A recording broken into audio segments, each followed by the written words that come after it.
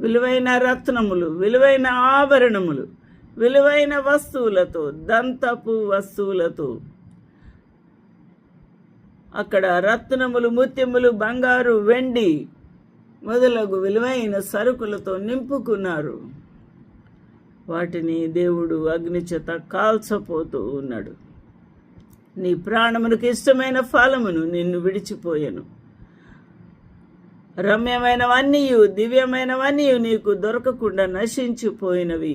అవి ఇక మీదట కనబడవని దుఃఖపడుదురు. అయ్యో, కాలిపోయి బూడిదైపోయి దహన కాండ అయిపోయిందని ఏడుస్తారు, దుఃఖపడతారు. ఆ పట్టణం చేత ధనవంతులైన ఈ సరుకుల వర్తకులు ఏడ్చుచు దుఃఖపడుచు, అయ్యో అయ్యో, సన్నపు నార బట్టలను, ధూమ్ర రక్త వర్ణపు వస్త్రములు ధరించుకొని, బంగారముతోనూ రత్నముతోనూ ముత్యములతోనూ అలంకరింపబడిన మహాపట్టణమా, ఇంత ఐశ్వర్యము ఒక్క గడియలోనే పాడైపోయినే అని చెప్పుకొనుచు దాని బాధను చూచి భయక్రాంతులై దూరముగా నిలుచుండి అది కాలిపోవుట చూసి దుఃఖపడతారు.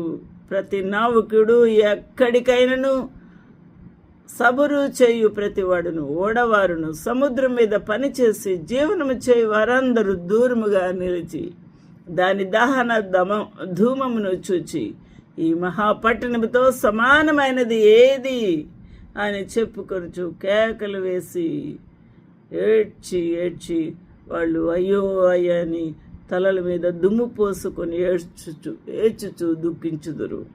అయ్యో అయ్యో, ఆ మహాపట్టణమా, అందులో సముద్రం మీద ఓడలు గల వారందరూ దాని అందలే అధిక వ్యయము చేత ధనవంతులయ్యారు కదా, అది ఒక్క గడిలోని పాడైపోయినే అని చెప్పుకొనుచు కేకలు వేయిచుండేరి.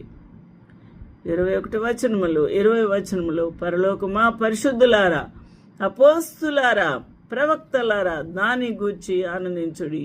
పరలోకంలో ఎవరున్నారు? పరిశుద్ధులు ఉన్నారు. ఇంకా ఎవరున్నారు? అపోస్తులు ఉన్నారు, ప్రవక్తలు ఉన్నారు. వారు ప్రవక్తలు, అపోస్తులు వీరందరూ కూడా అపవాది చేత హతమైపోయి ఉన్నారు. దేవుని కొరకు హతులైపోయిన వారు అక్కడ దేవుని యొక్క సన్నిధిలో ఈ భయంకరమైన తీర్పును బట్టి ఆనందించుచూ ఉన్నారు. కేలనగా దాని చేత మీకు కలిగిన తీర్పుకు ప్రతిగా దేవుడు ఆ పట్టణమునకు తీర్పు తీర్చి ఉన్నాడు. ప్రవక్తలను చంపి వారి రక్తము చేత తాగి మత్తులిన ఈ భయంకరమైన వేశ్యకు జరిగిన తీర్పును బట్టి వారు ఆనందించుచున్నారు. తన బిడ్డలకు, అపోస్తులకు